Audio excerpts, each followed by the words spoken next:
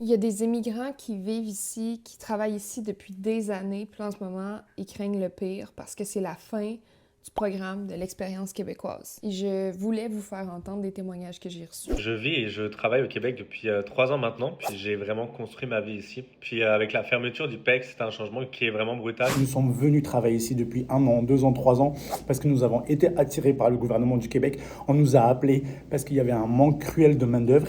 Et aujourd'hui, on nous coupe ça. Donc, à partir de mercredi, c'est fini. Puis, il faut dire que le PEC, là, dans le fond, juste pour qu'on se comprenne, c'est vraiment une voie rapide pour des gens qui étaient déjà ici au Québec de demander la résidence permanente. Il y a plusieurs étudiants, même travailleurs, qui comptaient sur le PEC pour pouvoir obtenir leur résidence permanente et là, sont comme complètement dans un flou à savoir comment ils vont pouvoir l'obtenir, puis s'ils vont pouvoir rester ultimement ici au Québec. Je comprends les enjeux liés au logement, les enjeux économiques qu'on vit aujourd'hui au Québec, mais pourquoi pénaliser ceux qui sont déjà là, déjà francophones et déjà formés? Parce que oui, les employeurs, ils investissent en nous, ils investissent du temps, de l'argent, puis beaucoup de jeunes Français vont devoir repartir malgré des années de travail. On ne demande pas un passe-droit, mais juste de la cohérence, de la stabilité et la possibilité de continuer à contribuer au Québec. Aujourd'hui, il y a quelques jours, ils nous suppriment tout. C'est la fin de notre vie ici. C'est vraiment détruire des vies.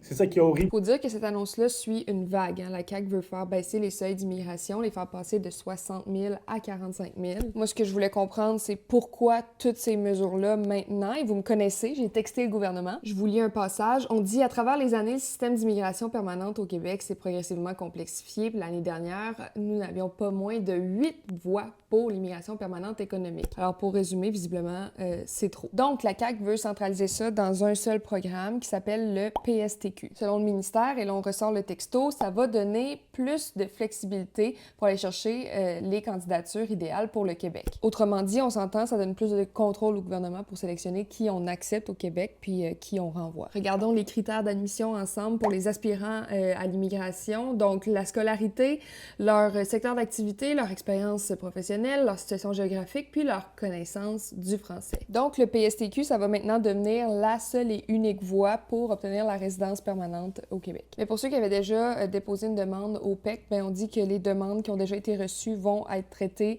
mais ce sont les derniers qui vont y avoir accès. Je trouve ça important de vous en parler parce que j'ai reçu des tonnes et des tonnes de messages, notamment de jeunes qui ont étudié ici, qui travaillent ici, puis qui se questionnent sur leur avenir, qui vont devoir trouver potentiellement un plan B ou quitter le Québec.